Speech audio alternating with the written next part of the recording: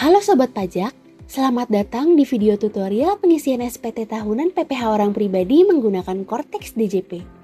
Pada video kali ini, kita akan membahas langkah-langkah cara mengisi SPT tahunan untuk wajib pajak dengan penghasilan dari pekerjaan bebas. Mari kita mulai. Tahapan pertama yaitu persiapan dokumen. Sebelum login ke sistem, pastikan Anda sudah menyiapkan beberapa dokumen pendukung untuk pelaporan SPT orang pribadi pekerjaan bebas. Dokumen yang dimaksud meliputi pencatatan penghasilan usaha selama 1 tahun penuh, bukti pemotongan PPh dari pemberi penghasilan, daftar harta serta utang per 31 Desember, serta daftar anggota keluarga yang ditanggung. Jika semua sudah siap, kita lanjut ke tahap berikutnya. Tahapan yang kedua adalah login ke Cortex. Silahkan buka situs cortexdjp.go.id. Masukkan NIK 16 digit Anda. Masukkan kata sandi akun. Isi kode keamanan yang tertera. Kemudian klik login. Setelah berhasil masuk, pastikan Anda sudah memiliki kode otorisasi DJP untuk melakukan tanda tangan elektronik saat pelaporan nanti. Setelah berhasil login, pastikan terlebih dahulu bahwa Anda sudah memiliki kode otorisasi. Jika sudah tersedia, kita bisa langsung mulai mengisi SPT melalui menu SPT. Langkah pertama, karena kita belum membuat SPT sebelumnya, maka kita pilih untuk membuat konsep SPT. Setelah itu pilih orang pribadi, kemudian klik lanjut. Pada langkah kedua, pilih periode pelaporan SPT tahunan, yaitu Januari sampai Desember untuk tahun pajak yang bersangkutan. Setelah itu, klik lanjut. Di langkah yang ketiga, pilih jenis SPT. Karena ini bukan pembetulan, maka pilih SPT normal. Jika sebelumnya sudah pernah lapor dan ingin melakukan koreksi, barulah pilih pembetulan. Setelah memilih SPT normal, buat konsep SPT. Jika berhasil, akan muncul keterangan bahwa konsep telah dibuat. Selanjutnya, klik ikon pensil untuk memulai mengisi SPT. Kemudian, kita akan masuk ke lampiran induk. Pertama, pada bagian header, pilih sumber penghasilan, yaitu dari pekerjaan bebas sesuai yang diilustrasikan. Kedua, pilih metode pembukuan atau pencatatan. Di sini kita pilih pencatatan. Lalu, posting SPT. Lalu, kita akan masuk ke bagian identitas wajib pajak. Data diri biasanya sudah terisi secara otomatis. Selanjutnya, ada status kewajiban perpajakan suami istri, PH atau NT, yang menunjukkan apakah terdapat perjanjian pisah harta atau kewajiban pajak yang terpisah. Untuk contoh ini tidak perlu diubah. Selanjutnya, kita masuk ke bagian B, yaitu ikhtisar penghasilan neto. Apakah menerima penghasilan dalam negeri dari pekerjaan? Ini kita jawab tidak, karena ini merupakan pekerjaan bebas. Lalu yang kedua, apakah menerima penghasilan dalam negeri dari usaha atau pekerjaan bebas? Ini kita jawab ya. Apakah termasuk wajib pajak OP dengan peredaran bruto tertentu? Ini kita jawab tidak. Lalu apakah menggunakan norma dalam menghitung penghasilan neto? Ini juga tidak. Lalu apakah menyelenggarakan pembukuan? Ini juga tidak perlu. Lalu yang bagian 1C, apakah menerima penghasilan dalam negeri lainnya? Ini juga tidak. Lalu, apakah menerima penghasilan luar negeri? Ini juga tidak. Tapi kembali lagi, ini disesuaikan oleh keadaan masing-masing wajib pajak.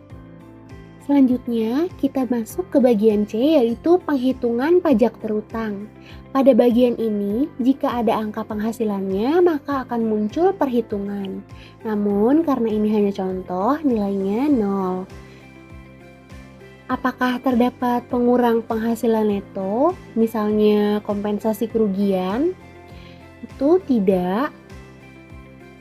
Kemudian, pilih PTKP-nya. Untuk contoh saja, di sini kita pilih TK0 atau sebesar 54 juta.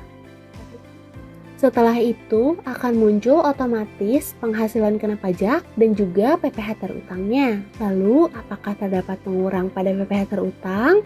Ini juga kita jawab tidak. Lalu kita masuk ke bagian D, yaitu kredit pajak. Apakah terdapat PPh yang dipotong oleh pihak lain? Ini kita jawab ya.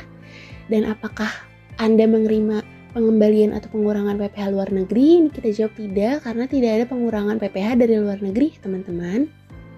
Di bagian PPh kurang atau lebih bayar ini, akan secara otomatis terlihat apakah PPh teman-teman ini kurang atau lebih bayar ya teman-teman.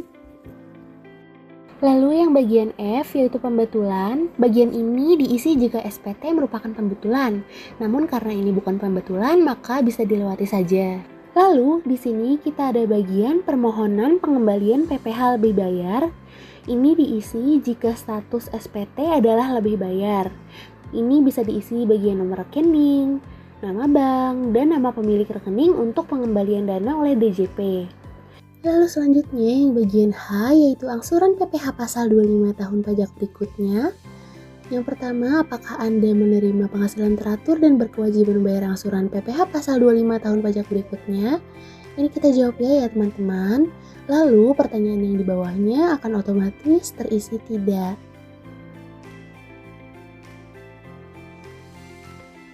Lalu di sini kita masuk kepada bagian I yaitu pernyataan transaksi lainnya yang menunjukkan harta pada akhir tahun pajak teman-teman. Yang pertama, apakah Anda memiliki utang pada akhir tahun pajak?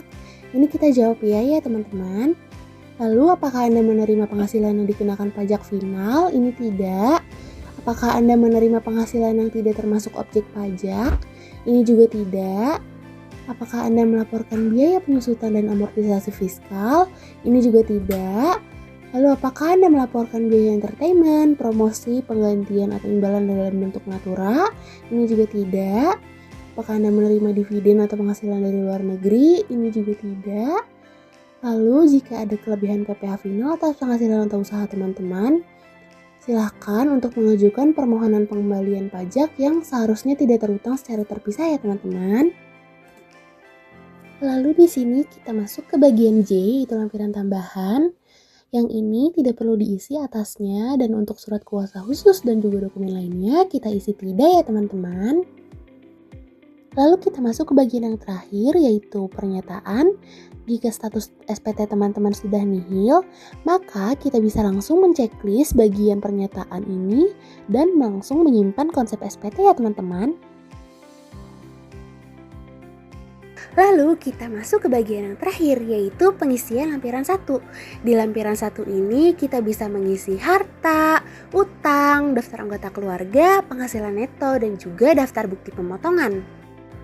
Di bagian harta, kalian bisa mengisi kas dan setara kas, piutang, investasi, harta bergerak, harta tidak bergerak, dan juga harta lainnya.